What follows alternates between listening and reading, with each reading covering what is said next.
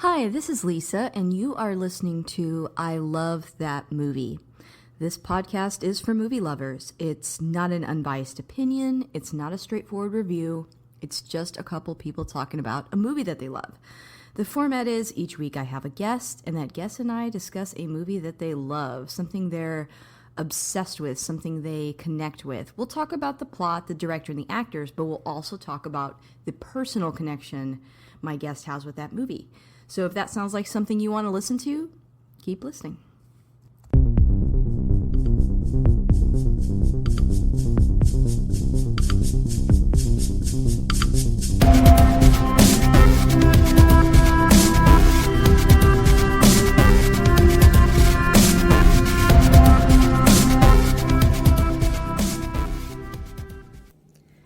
Hey, this is Lisa, and if you want to catch up with me on X, you can find me at ILTM Podcast, also on Instagram at I Love That Movie Podcast, and we have a Patreon.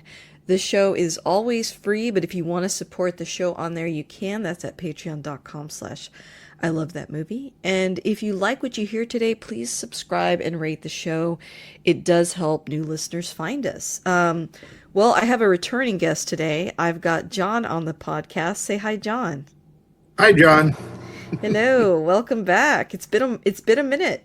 It has been a minute. Yes.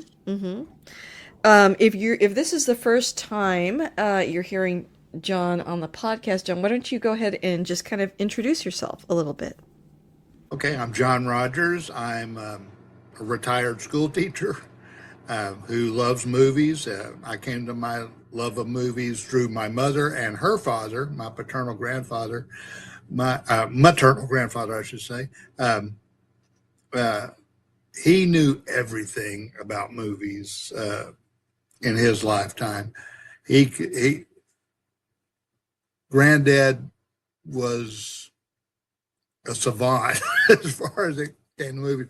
One time we were watching television and at his house, and a commercial came on, the commercial for Werther's Candies, and he says, "Sonny, you know who that old man is in the commercial playing the grandfather?" And I'm like, "Sorry, Granddad, third old man from the left." He says, "He was Jor-El in the first episode of Adventures of Superman." Oh, I'm like, wow. oh my God, he was. And it was, yes.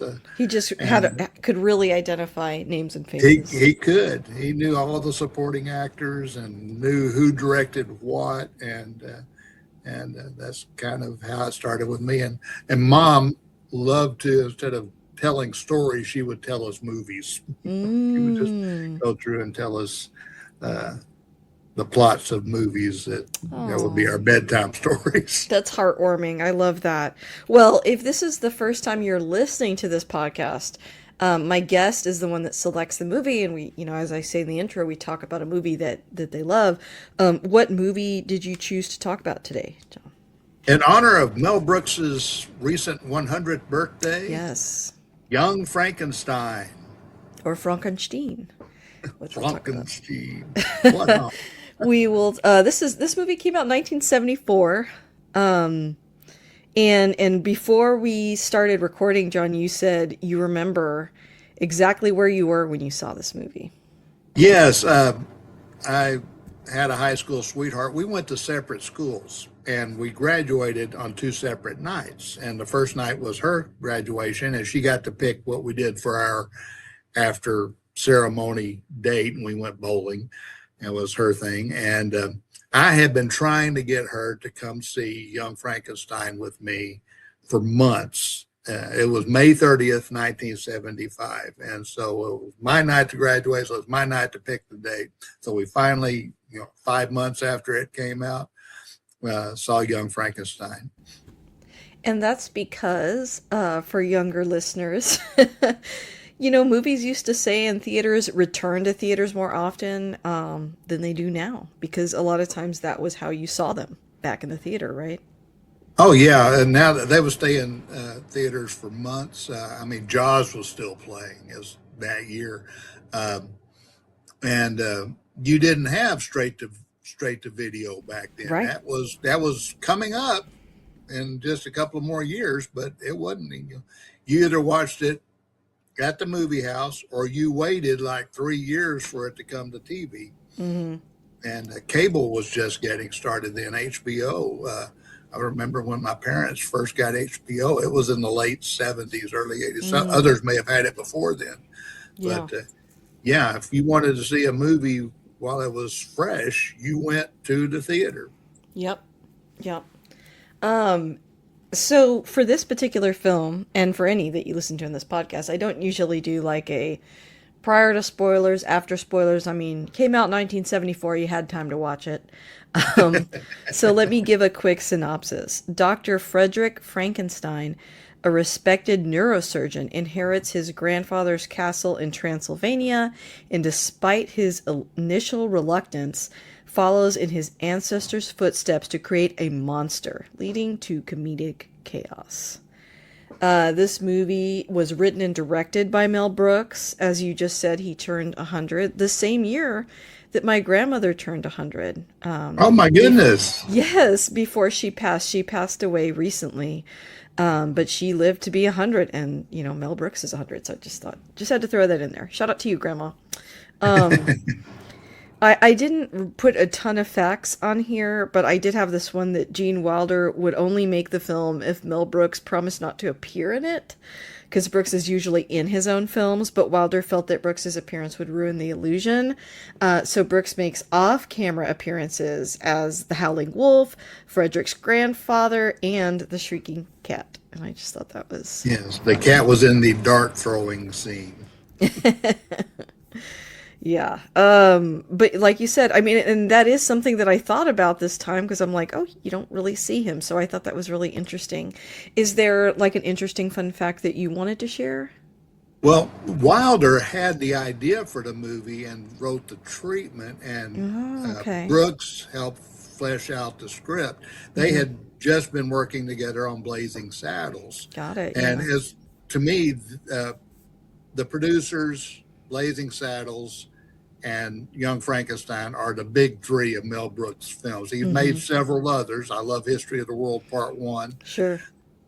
I hate to say it, I'm not crazy about Spaceballs. Really? That is shocking, John, knowing what a Star Wars fan you are.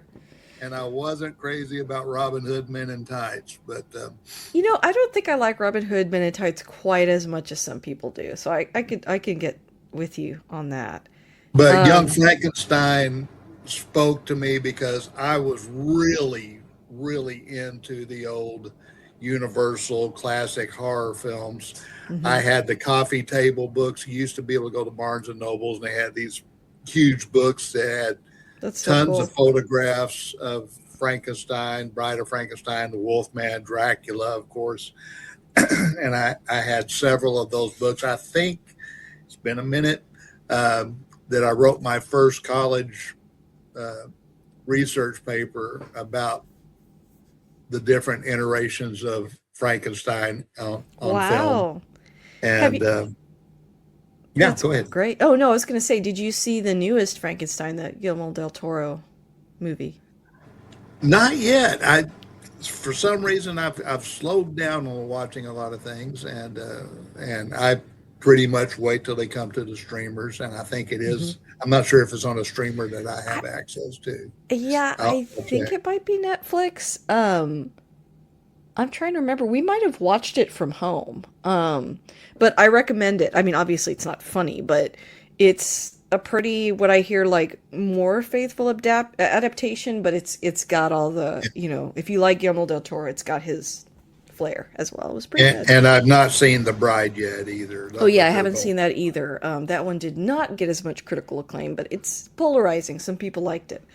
But I'm with you, John. Like Young Frankenstein, you know, if there's a movie that I don't necessarily need to rewatch to talk about, it's this one, because I've seen it countless times. And I saw it as a child. I don't remember how old I was, but I probably a little too young to really get the humor. But that's, you know, I guess one area that I've always really liked was comedy. And so I saw it a lot as a kid, and honestly had a pretty big crush on Gene Wilder.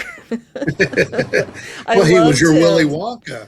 That's true. He was Willy Wonka too, but I especially loved him in this movie. I just thought he was Hysterical. So interesting to hear that it's like his idea. I guess it is a little bit different from some of the other. Was he as involved in Blazing Saddles? Was he a writer on that? No, he came in on Blazing On Saddles Blazing late Saddles. because they had Mm. cast Gig Young Okay. as the Waco kid, and Yeah, Gig Young had a problem, I and they see. let Gig Young go, and they ran Gene Wilder. Now, Gene Wilder had worked with Brooks on The Producers, Oh, that's so right. Yeah. Okay. they keep Yeah. it all in the family. Yep, yep. And just like a lot of those other films, this movie, has a cast of characters that you see a lot, and also Cast we're is very, everything in this movie. yeah, it really is. You've got Gene Wilder, Madeline Kahn, Marty Feldman, Terry Garr, so many more, including Gene Hackman. So, um, where do you want to start? Are there other actors that you kind of want to spend a little bit of time talking about that are in this Uh, movie? oh, let's jump into some fun facts about Okay, go for it. how they wanted this to be not only a spoof, parody, satire, but they wanted it to be an honest tribute. So Oh, they were okay. very adamant about recreating the look of the classic Universal It films, does and they look had gone good.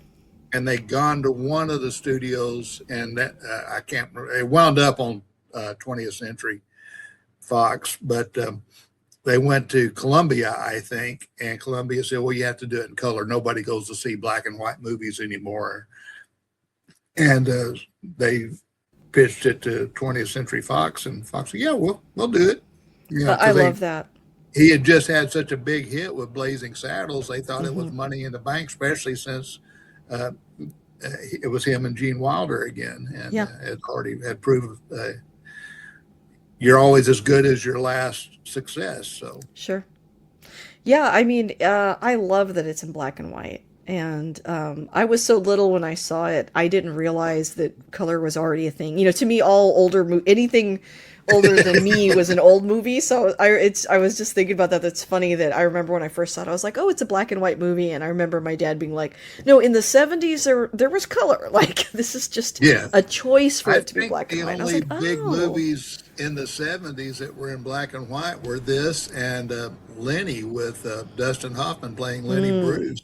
mm. Um, but yeah, they wanted to keep, and not only that, they went a step further. They wanted a set designer that could recreate the original 1931 lab, and Wow. somehow or another, they found the guy who had built the original equipment. And guess what? He still had that stuff out in his garage. Oh my gosh. What a And so treat. all the sparkly Van de Graaff generators and all that stuff uh, was really the same stuff that James Whale had used in 1931. Amazing. Did not know that. That is a great fun fact. So yeah, they were trying to be very true to the spirit, and they wanted it to be a little bit scary. Hmm. You talk about seeing it as a child. I remember when my son was about 6, and I wanted to rent. This is when you could rent movies. This would have been in 86, 87. Uh, I wanted to rent this to be what we watched on Halloween after we went trick or treating, and couldn't get it. It was gone. It was rented out, or they didn't have it. And I saw somebody make a comment the other day that that is the biggest thing that's left out of those nostalgia videos that are like, oh, I miss Blockbuster on a Friday night. Well, Blockbuster rarely had the movie you wanted. It was always checked out. exactly, Kind of forget about that. exactly. So I wound up renting the original Frankenstein. I thought, well, this might be a little intense for a 6 year old. So I'm watching it with him, monitoring him. And I would stop the movie every so often and check, make sure he was okay. And I know we're supposed to be talking about young Frankenstein, but let me tell this No, about Frankenstein. we've got to pull in all the influences. It's a part of it. Well, you get to the scene in Frankenstein where we first see the monster after he's been created, and he comes walking into this darkened room, and he walks in backwards, and he slowly turns and his face comes into the light, and you see his face for the first time, and you see him walking around that very stiff walk with his arms partially outstretched.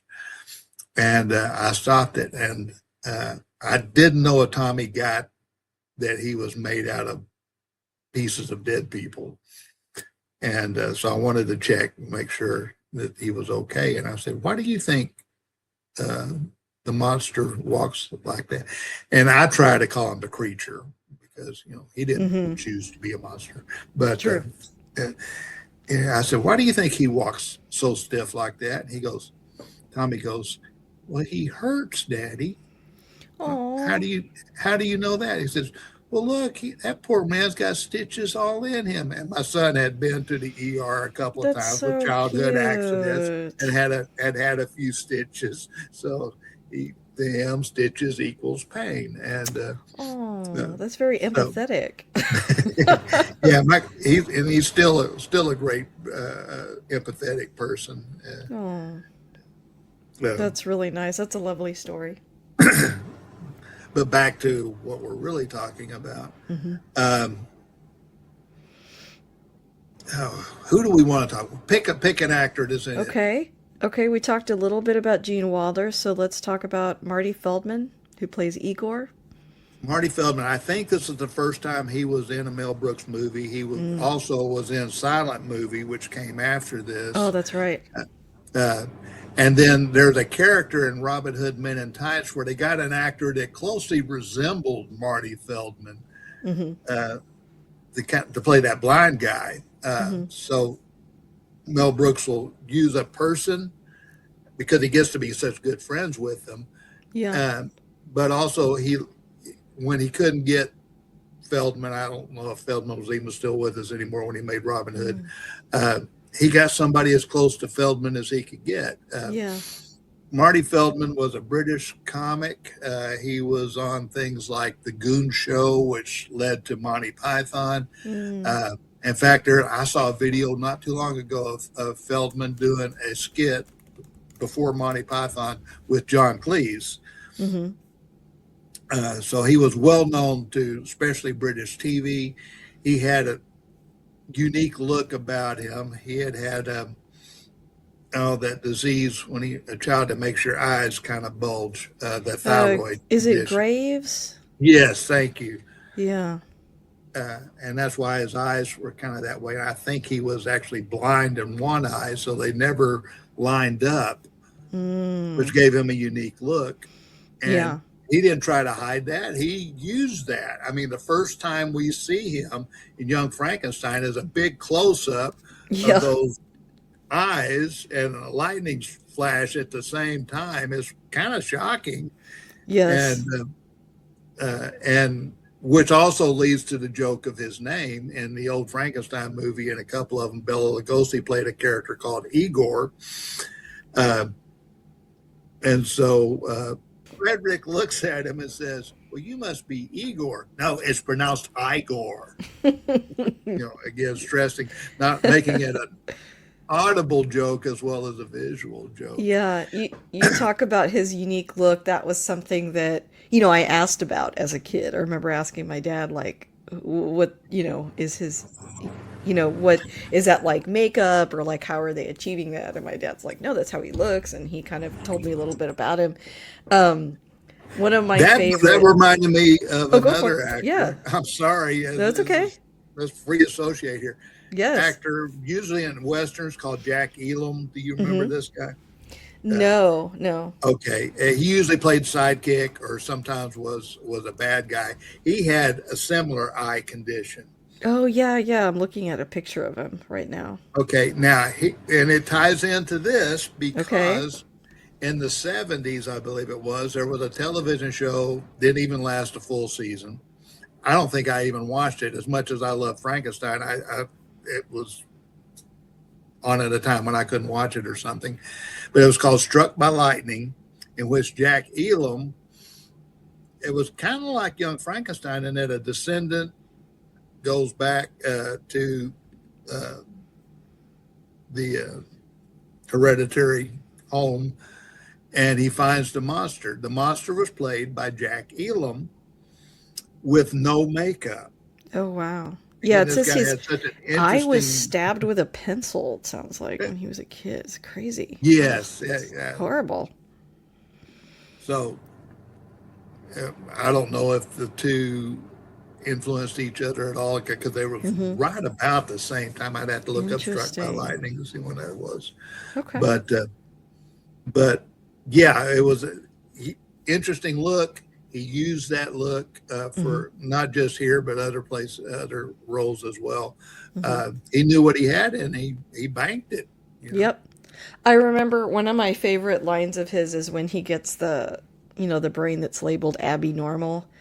Um, and a while back when Nick and I still lived in an apartment, the apartment that we lived in had an elevator and it was all enclosed and very comfortable. And because of that, there were a lot of, it wasn't like an assisted living place, obviously, but there were a lot of senior citizens that lived in this apartment complex, I think because it was very easy to kind of get in and out using the elevator rather than the stairs.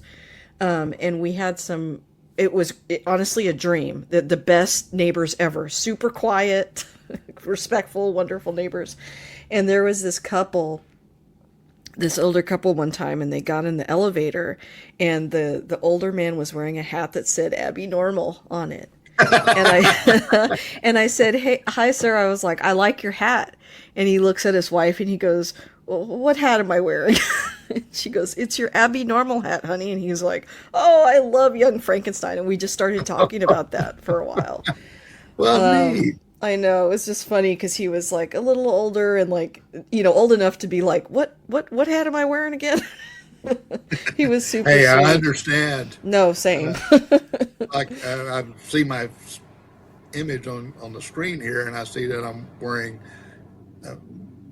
a T-shirt that has words on it.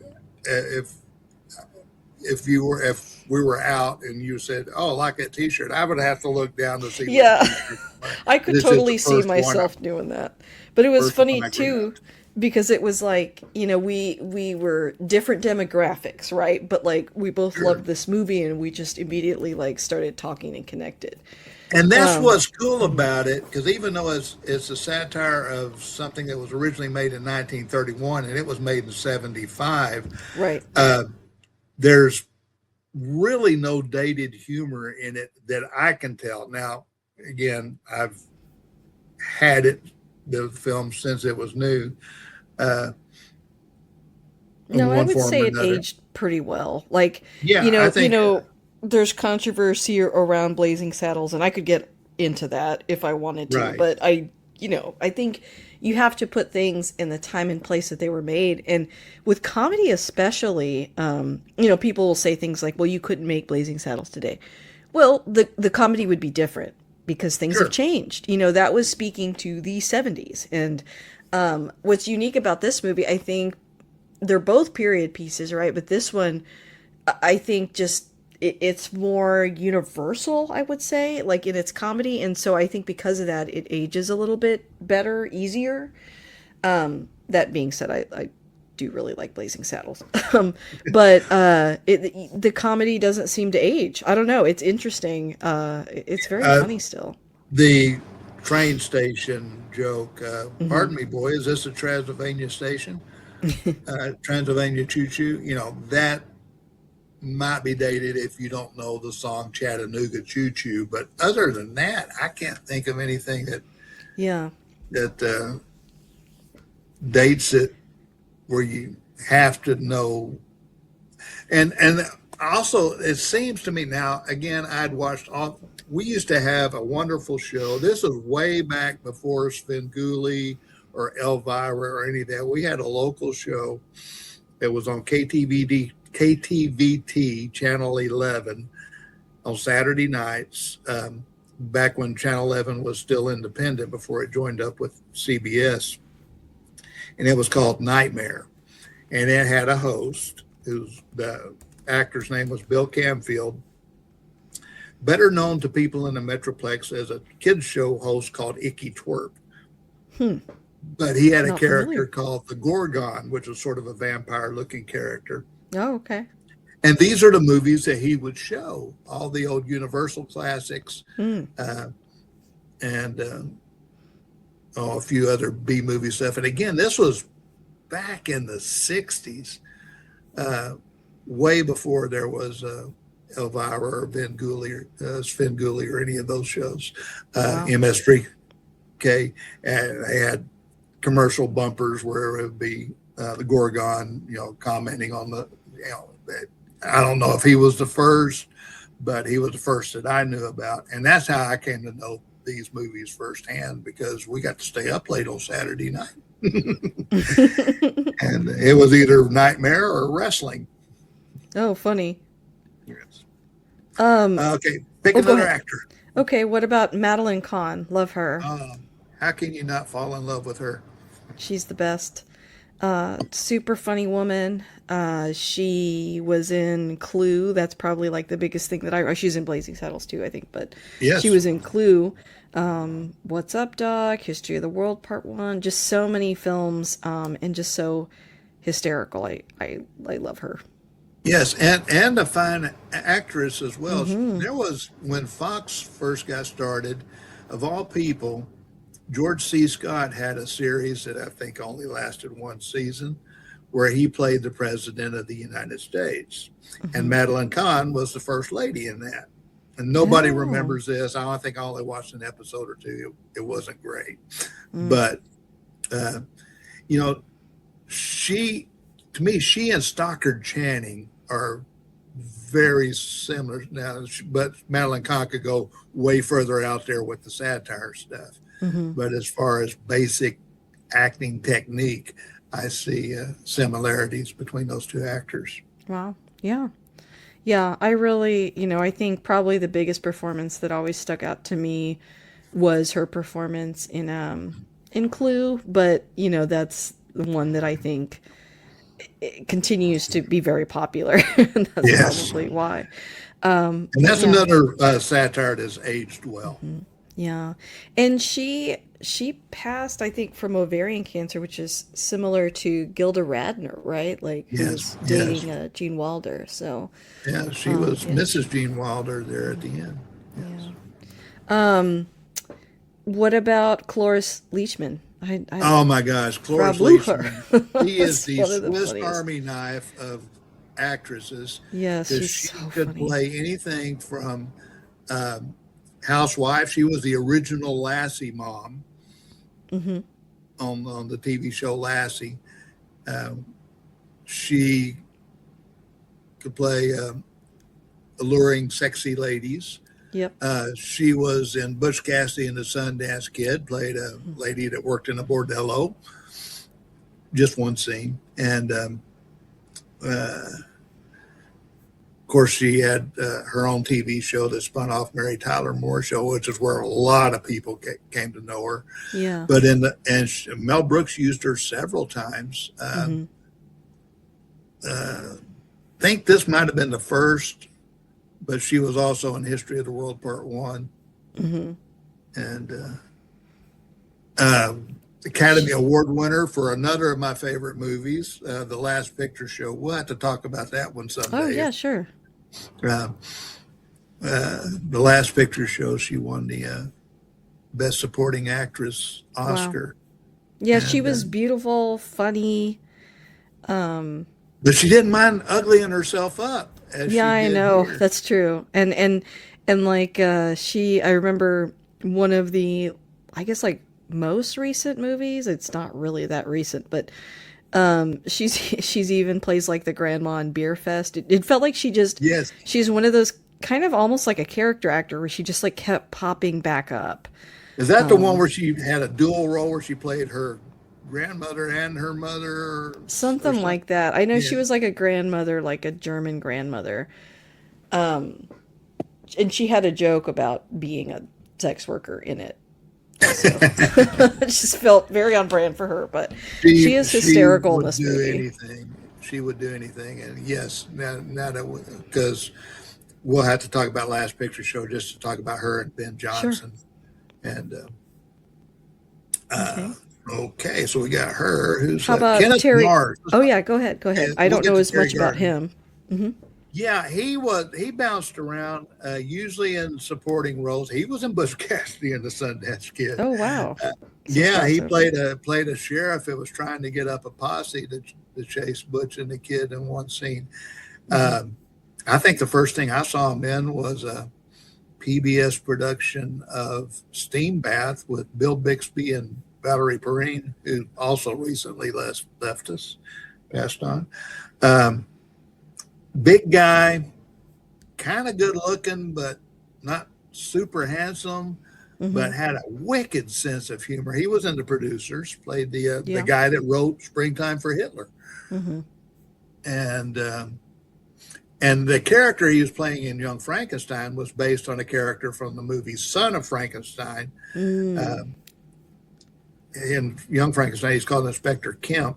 That character in Son of Frankenstein had a wooden arm Oh, okay. because the monster had pulled his arm off when he was a child and Uh-huh. wore this prosthetic, which they used, which was in Son of Frankenstein. The first time you meet him, he salutes by hitting the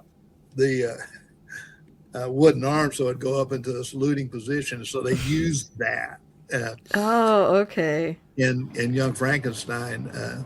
And I think there's a shot, and this will lead us back to Marty Feldman. I think there's a shot where, and I don't know if it was on purpose or if the shot got reversed in editing or what, where the arm, it was the other arm. But and also using the arm as a dart holder in the dart game scene was Yeah, funny. that is funny. So What? let's go back to Marty Feldman. While on Yeah, yeah. that, go back to Marty Feldman, the hump. Oh, yeah. Keeps moving around. Yeah, and supposedly the story is Feldman was just doing it wherever he put on his costume, would put the hump on one side or the other and not say anything about it until finally somebody noticed. And instead of getting angry about having to do reshoots, Mel Brooks said, "Hey, that's funny. Let's keep it." And so it became a running gag in the show. And in fact, there's even a scene. Uh, you see it briefly in the putting on the Ritz scene. Igor is wearing a tuxedo and he has no hump. And supposedly in the part that got cut out was he was the piano player for that scene, and they had some Oh, inserts okay. of him playing the piano, and he has no hump in that scene. I Uh, see. so yeah, we got Inspector Kemp moving arm, or at least I think we do. I'd have to go back and rewatch that. It seemed like at one point the arm was on the other side, and the hump that very obviously was moving around. That's so funny. What about Terry Garr? Terry Garr, oh my gosh, I was so loved and still am, and God rest her soul. Yeah. Fell in love with Terry Garr. I had seen her a year or two, or maybe a few years before, in an episode of Star Trek. Oh, yeah, yeah. Yeah, it seems like all of our conversations go back to Star Trek. Uh, she was in an episode of Star Trek. She was primarily a dancer. She uh, worked on TV shows back when they had variety shows Mm-hmm. Oh, as a interesting. dancer on several variety shows. And this was, if not her first film role, it was one of her first. And originally she was cast as Elizabeth, and Oh, really? and yeah, and Brooks wanted Madeline Kahn to be Inga because he had just worked with Madeline Kahn, and Inga was the larger role. Mm-hmm. But Madeline Kahn said, "I think I like the Elizabeth role better," which was a Oh, nice. wonderful thing for her to do, it being Yeah. not quite as large of a role. And so Mel Brooks called Terry Garr and said, "Hey, I still want you for the film, but you can't be Elizabeth. Can you do a German accent?" And okay, here's a bit of trivia. She answered immediately back in a German accent. And the reason she can nail the German accent is she was imitating Cher's wig maker. Oh, Back really? when Sonny and Cher had a variety show, and Terry Garr was a dancer on that show. And so she would hear this German lady hairstylist, wig maker, Oh, I in the love that makeup fact. room and was imitating her. So Oh, that's so interesting. That's good. That's a good fun fact. Well, I'm Yeah. kind of out of actors. Are there others that you wanted Well, to you talk about? left Those are out the Gene ones. Hackman. Well, that's true. Yeah, let's talk about Gene Hackman. Gene Hackman was not originally cast in this film. He was friends with Gene Wilder. They liked to play tennis together, and apparently one day they were playing tennis and touching base on what was going on with each other professionally. And Wilder told him, "Hey, we're making Young Frankenstein, and it's a comedy." And Mel Brooks, again, Blazing Saddles had already come out, and Hackman was at that point mainly known as a dramatic actor. He had done French Connection, he had done Bonnie and Clyde, and he said, I've always wanted to try comedy. See if you can find something for me to do in that. It could be just be an extra." So Gene Hmm. went to Mel Brooks, and they remembered the blind hermit. And again, that was based on an actual scene from Bride of Frankenstein, Oh, where the okay. monster wanders in. Oh, He's yeah. And lives and with someone. Yeah. then the blind man teaches him to talk, and the blind man's not afraid of him because he can't Because see you him and can't see see him. that he's this hideous monster. And so they use that scene, and almost everything in the Mel Brooks Young Frankenstein scene is based on something that happened in the Bride of Frankenstein when just turned into a joke. Like he does share his meal with him. Well, in the original, he this is where we get bread good, fire bad from. You might remember Phil Hartman doing a Frankenstein bit on Saturday Night Live, which was all he could say was "friend good, fire bad," and that's where that came from. And the hermit shares his meal with the monster. Well, they just do that and make it into a bunch of jokes, the spilling the soup into the monster's lap, and uh, doing a toast and breaking the mug, and the expression. Oh, we haven't talked about Peter Boyle yet. The expression that the monster has when his mug gets broken, he just looks up to heaven like, "Why me? Really?" And but and the playing the violin and all of it, and in Bride of Frankenstein, the monster runs away when the hermit's house catches on fire. And Bride of Frankenstein, Young Frankenstein, he runs away when his thumb is caught on fire when the hermit's sharing cigars, which is also in the original. They share cigars, and Oh, okay. yeah, and the Gene Hackman version, he lights the monster's thumb, thinking it's the cigar, and I love the delayed shock on that. The monster sees his thumb on fire and then realizes, "Hey, this hurts," and screams and runs out. And so, yeah, if you want to see where most of the gags and Young Frankenstein came from, especially look at Bride of Frankenstein, because it was Oh, okay. more based on that. Uh, well, we did have some of Son of Frankenstein, and of course the original. Uh, we have Elizabeth dressed like the Bride of Frankenstein at the end of the movie of Young Frankenstein, Mm-hmm. and in Bride of Frankenstein, we don't see the bride until the end of the movie. So they really, structurally, Wow. everything about the parody is based on something from the originals. That's really good intel. I haven't seen that movie, the original one. So Oh, you yeah, need thanks for to. sharing. Yeah, I know. You I being need a to. yes, for many years it was considered the greatest horror movie ever made. Hmm. It's definitely the cream of the crop of the Universal ones. Nice. Frankenstein, Dracula and Frankenstein got the ball rolling, but James Whale with Bride of Frankenstein perfected it. And then Okay. the other ones after that were kind of, they're still good movies, but they never achieved that greatness. You got in Mm. Bride of Frankenstein, you got a wonderful score, and in Frankenstein, 1931, there is no score. There is no background music. Yeah, except for a scene where there's a street festival going on, and his music is going on in the scene. And Bride of Frankenstein, Franz Waxman wrote a wonderful score for that, and it became. I mean, you got to remember, this is the early 30s. Talkies were still new. You know, I think the first talkie was 28, 29, something like that. Dracula was the first talkie horror film, and which I don't believe I didn't it realize that.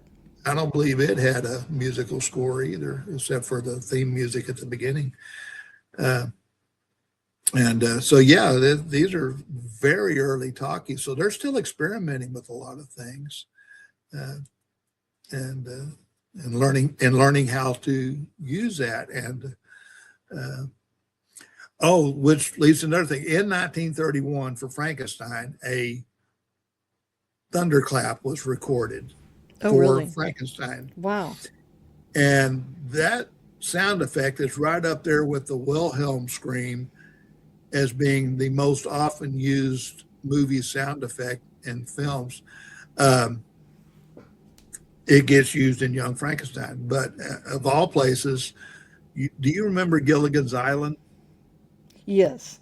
Okay, in the theme song, the weather started getting rough. You hear a thunderclap. Yeah. That is the Frankenstein thunderclap. Oh, interesting. And once you recognize You start to that hear it kind particular of. thunderclap, like the Wilhelm scream, when you hear it, oh yeah, that's Frankenstein thunderclap. And you know, I mess around with theater. A friend of mine directed a Frankenstein musical here at our local theater a few years ago. My grandkid was in it, and the sound designer for that used Frankenstein thunderclap for that. I think he used Wilhelm scream too. And if your listeners don't know what Wilhelm scream is, just tell them to look it up. Okay. I know you know what Wilhelm scream is. I don't know that I do, but Well, look it up. Okay, I'll look it up. You've heard it. If you watched any Star Wars movie or Indiana Jones movie, you've heard it. Okay. Did you want to talk about Peter Boyle, you said? Oh, yes. Peter Boyle. I think it was the first movie I ever saw him in.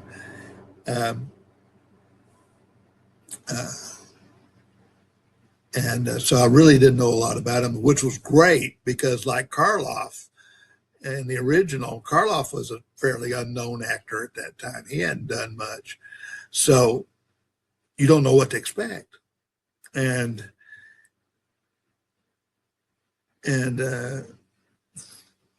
most of your generation knows Peter Boyle from Everybody Loves Raymond. He played, of all things, Frank. Okay. I Raymond's was like, father. his name sounds really familiar, but I couldn't remember who he was. Okay. And he was in, I think, Fear and Loathing in Las Vegas.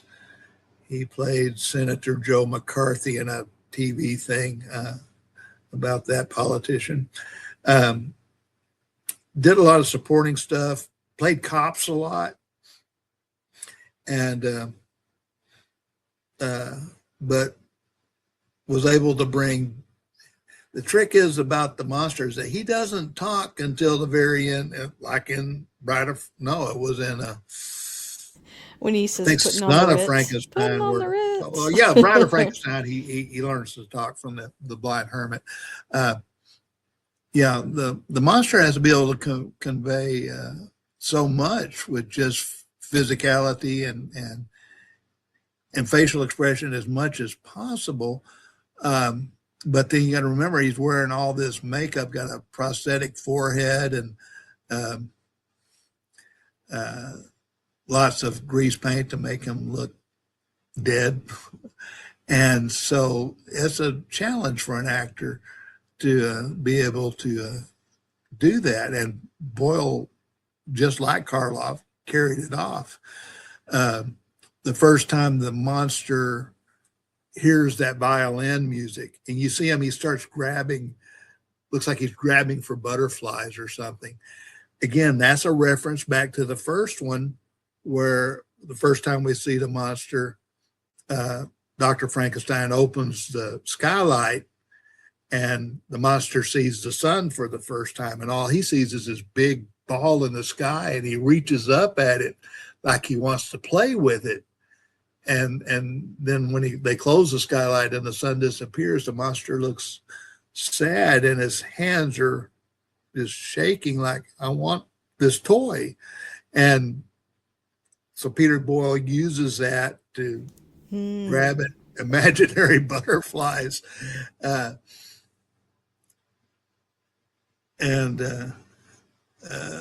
What else? The abnormal brain that's accidentally put into him. But we got to talk about putting on the Ritz. Yeah, that's one of the really funny parts. There comes a point where Freddy wants to show off his monster to a convention of scientists. Of course, they're all wearing tuxedos and like a opening night at a theater. And he brings out the monster, and at first everybody's scared. He says, no, look, this is a very sophisticated being. And they start doing this song and dance to the old jazz song, Putting on the Ritz. And everything's going fine. The crowd's getting into, hey, look, this is wonderful and everything. And then a footlight explodes. Monster's afraid of fire. So the monster freaks out and leads to complications.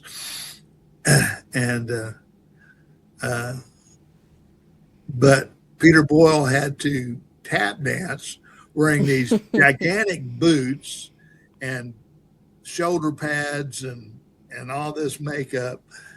And he managed to carry that off just as well as he was able to do the other physical things.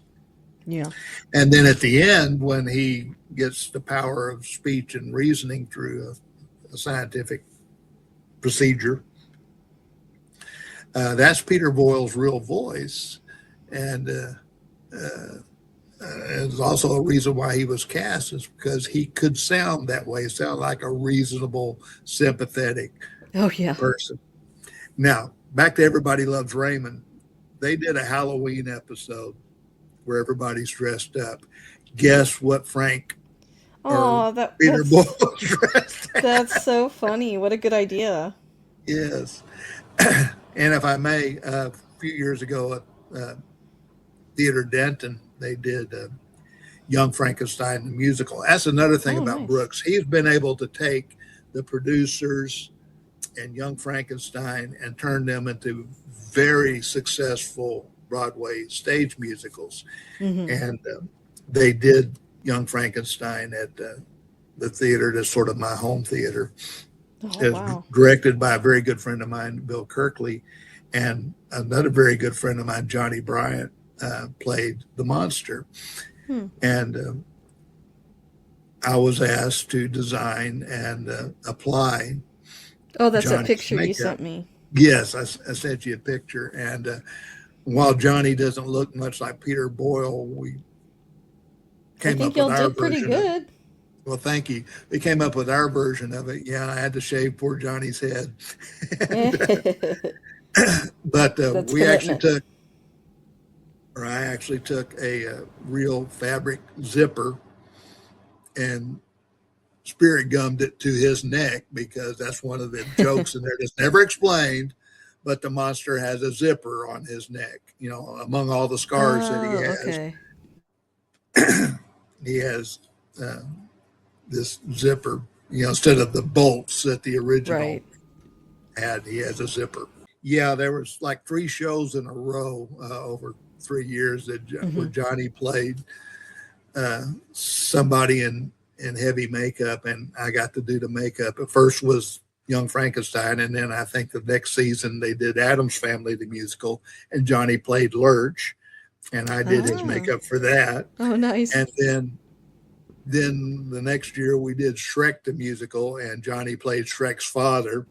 And the joke is I spent a lot of time painting Johnny green. Yeah, it sounds like it. He He's a good he found friend. his niche. Yeah.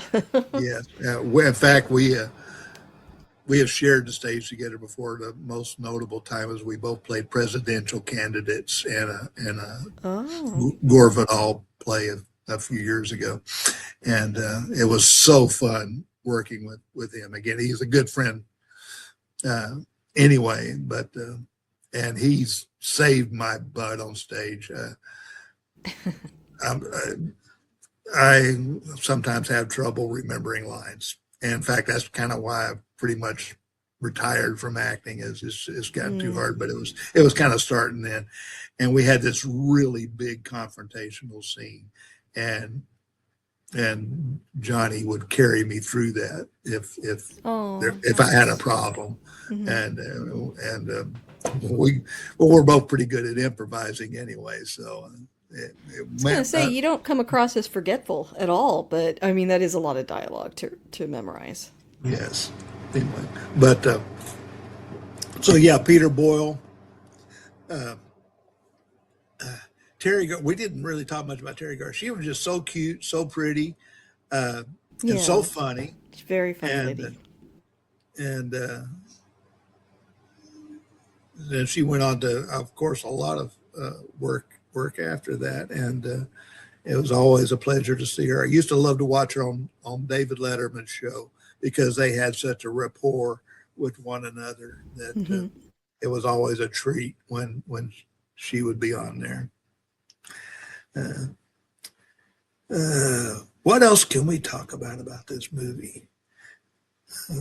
What are some other favorite scenes that maybe we haven't discussed yet? Okay, well, putting on the Ritz, the creation scene where they've got the monster Yeah, on that the part kind of table, did scare me just a little bit as a kid. and it was more like the creation scene of the Bride of Frankenstein, and that they've got the monster on his table that they raise up to the skylight where he could be struck by lightning pretty directly. Uh, Except in the original movie, the doctor does not go up Oh, uh, okay. through the hole in the roof with his creature.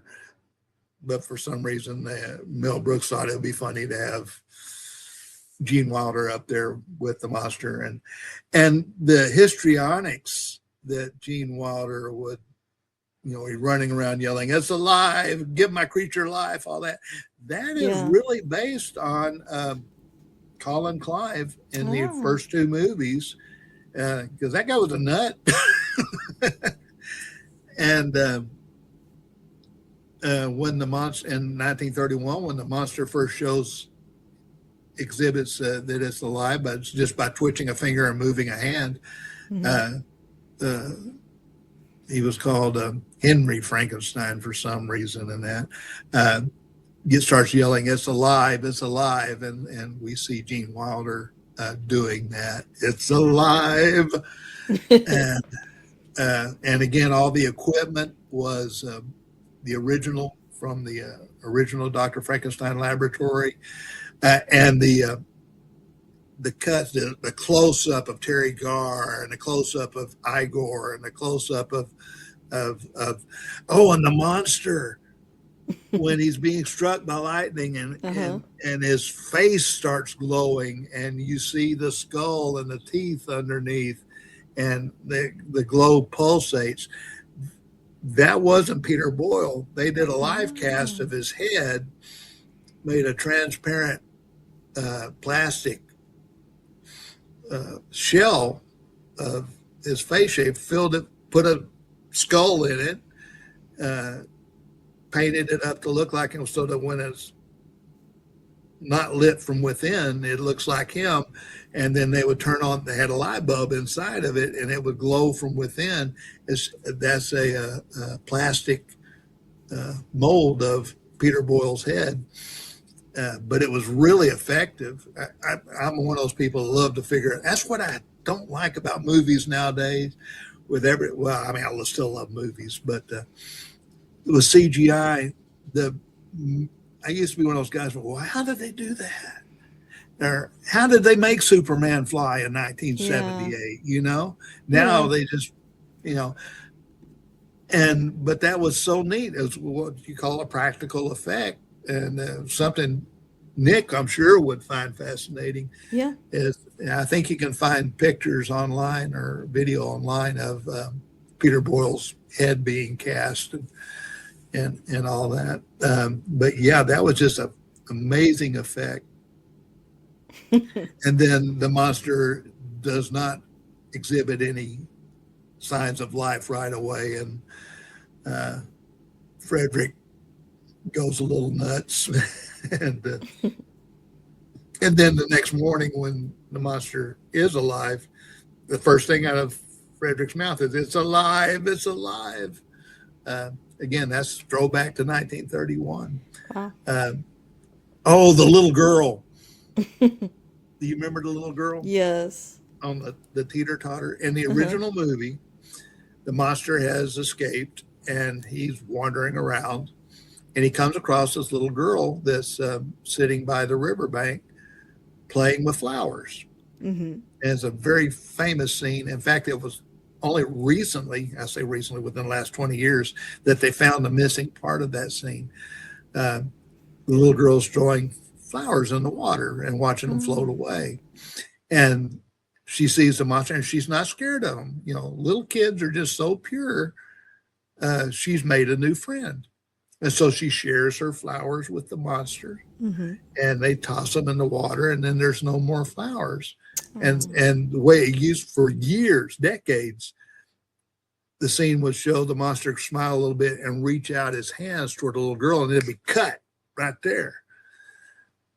Well, what happened, and it's been restored, if you see it, again, we're talking 1931 here, he picks up the girl and tosses her in the water, because in his mind, she's just like the flowers, and he's very dismayed that she doesn't just float the way the flowers Yeah. did. And well, in Young Frankenstein, he meets a little girl, but instead of by a riverbank, she's by a wishing well, and she's playing with flowers, and they're playing she loves me not, and throwing the flowers down in the wishing well.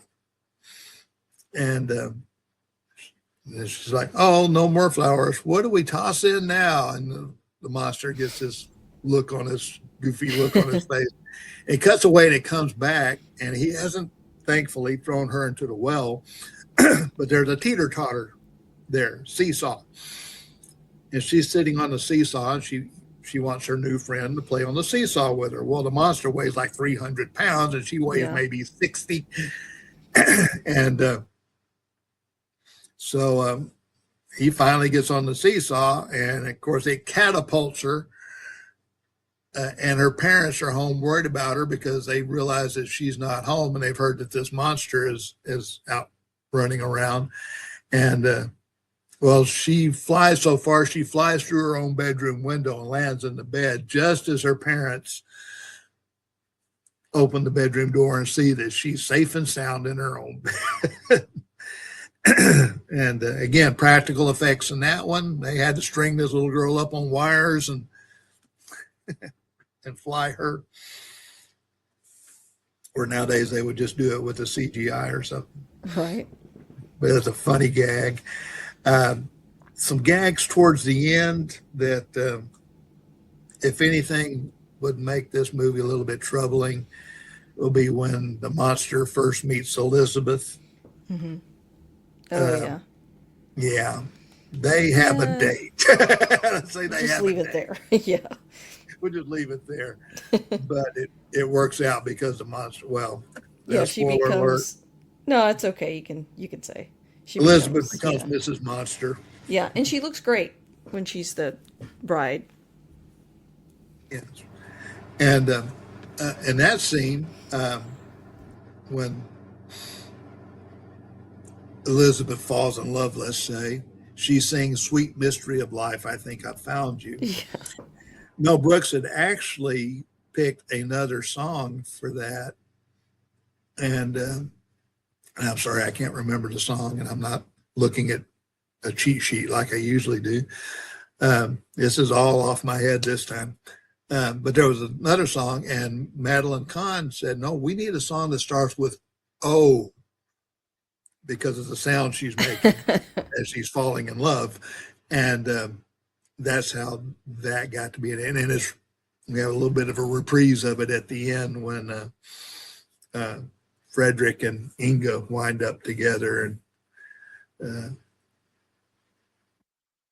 Frederick shows Inga why she's a very lucky lady.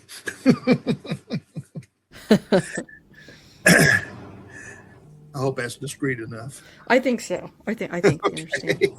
Are there any other scenes that you haven't gotten a chance to talk about yet? See, we talked about playing darts, didn't we? Yeah, I think so. Okay.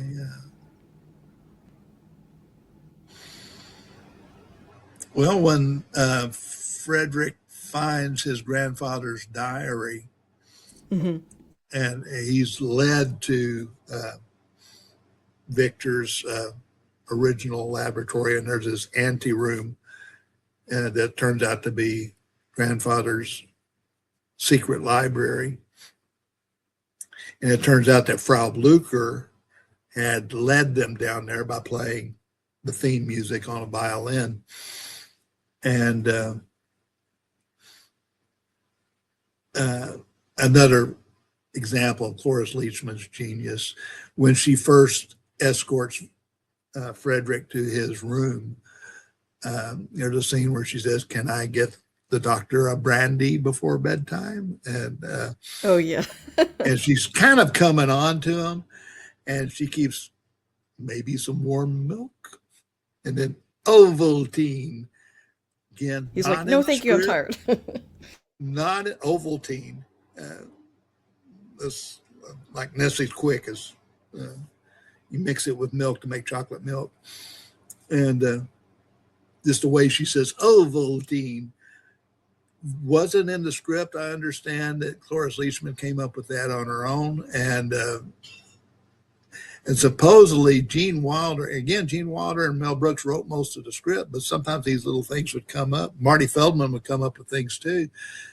And supposedly there's a lot of takes that exist that weren't able to be used in the movie because everybody cracked up. Oh, I'm sure. And Ovaltine was like very popular. I mean, even when I was younger, it was still around. It was like chocolate milk, but like healthier, right? Like it had vitamins in it or something. And but we get to the secret room, and Victor and Inga realize that it was Frau Blucher that led them down there, and she has the immortal line, "Yes, yes, he was my boyfriend." That part always made me laugh. And she had the violin. She kept like playing the violin. Exactly. And again, nobody else could have carried that off to that extent. Much like the Ovaltine, the Blind Hermit, Gene Hackman, and supposedly he came up with this one. You might notice if you watch it again that it cuts real quick after he delivers this line. And the reason being is because everybody cracked up and they had to cut it so the laughter wouldn't be on the final take. But the monster has run away. His thumb had just gotten burned, and he's run away. And the Blind Hermit comes out. But wait! I was going to make espresso. Supposedly Hackman came up with that line on his own, and that's why the cut is so quick after theirs, because Mel Brooks fell out of his chair laughing. Yeah. That was good. So there are so many good moments in this movie, just so many good lines. Yes. You don't have to have watched the original Universal monster movies to enjoy this, but it kind of helps, especially if you watch I see that now. Bride of Frankenstein and Son of Frankenstein, because if you watch Young Frankenstein, you go back and watch those, you'll laugh at those movies. Right. I wish I had seen them first. One of my favorite lines, it's just so random. It's not a big moment or anything, but I don't know why it just always cracked me up is when he's like when Gene Wilder is in bed and he's going, Destiny, Destiny, no escaping that for me. That always Right. made me laugh. Oh man, there's just so many good Oh, the lines. bookcase right after that. Oh, the bookcase, yes. It's a castle. It's got secret passageways, and Freddie and Inga find the passageway totally by accident, but it turned into kind of an extended scene. In most movies like that, they would remove the candle, the thing would open, and they, oh, well, secret passage, and off they go. No, they've got to mess around with that bookcase for a little bit before they go off on their search. And put the candle Right. back. Put the candle back. So good. Oh, I love this movie. Well, do you think now is a good time for the last couple of questions? Sure. Okay. Well, let's do it. If what about this movie? I know we've been talking about it. You have a lot of great facts. Again, I think very helpful to be told about those connections to the actual films that I haven't seen a lot of. So that makes me want to go see them. But what about this movie is it keeps you coming back? Like, what makes it your favorite Mel Brooks film? I think in Brooks's evolution as a director, he was learning. Well, he made one called The Seven Chairs, I think, that I've never seen, so I don't know. That was one of his earliest films. The Producers was a lot of fun. I think it wound up working better as a Broadway musical, so, but he's learning there. Blazing Saddles, Lightning in a Bottle. Uh, he really came into his own, and this following so close. I mean, within months, they went to work on Young Frankenstein right after Blazing Saddles, and so we've got him as really coming into his own as a craftsman, as a filmmaker, as well as a humorist. So you remember Mel Brooks goes all the way back to live TV in the 50s on the Sid Caesar show. He was a writer on that. So he started off as a writer and sometimes bit performer on the Sid Caesar Your Show of Shows. So he's learning how to be a director, and here's where he really hit his stride. And to me, some of the ones since then were kind of okay. As Blazing Saddles and Young Frankenstein, 1A and 1B as to his peak, in my opinion. Now, there's a lot of people that like Spaceballs, and I get that. But it's probably because they love Star Wars so much, as a lot of us do, me included. But I feel like if you watch The Producers, then Blazing Saddles, and Young Frankenstein, you see the maturity of a director and able to direct this kind of film. And then after that, it kind of seemed to me like he was coasting a little bit. That's, again, my opinion. Yeah. Well, how would you advertise this movie to someone that hasn't seen it before? I was about to say, you've read the book, you've seen the original, now see, no, because a lot of people haven't. You want to see something really scary? Now, Twilight Zone already used that. I was the king of comedies best film. Yeah. It's a very funny movie with a great cast, and it is one of his best movies that I feel like almost doesn't get the same love that some of the other ones do. So definitely think more people should see it. Maybe if there had been more space between Blazing Saddles Yeah, and this one, I could see that. because again, they followed within months of each other. And Blazing Saddles, again, I was in high school when these movies came out.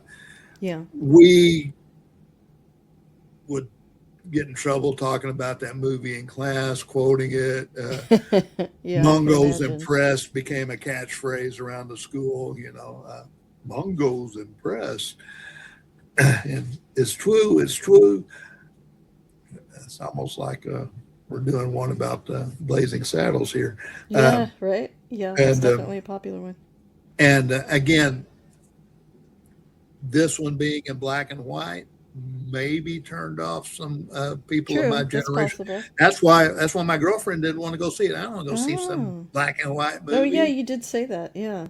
Yeah, and so I mean it did well, obviously, and we're still watching it today. Although it's not on a streamer that I could find. I wanted to look at it again before today, but I'm kind of glad now that I did. I think I've got the DVD someplace, but it would Yeah, require you had hooking no up a machine that I don't use anymore. you had no shortage of facts about it, so you didn't have any trouble talking about it, so that's good. Yeah, well, But yeah, I would say the same as you. It's very funny. It's one of his best movies, and yeah, that's pretty much it. that is pretty good. Yeah, John, thank you so much for coming back and for being on. Really appreciate you, and we got to do this again sometime. Last picture show. There you go. Last picture show next. Thanks again. Okay.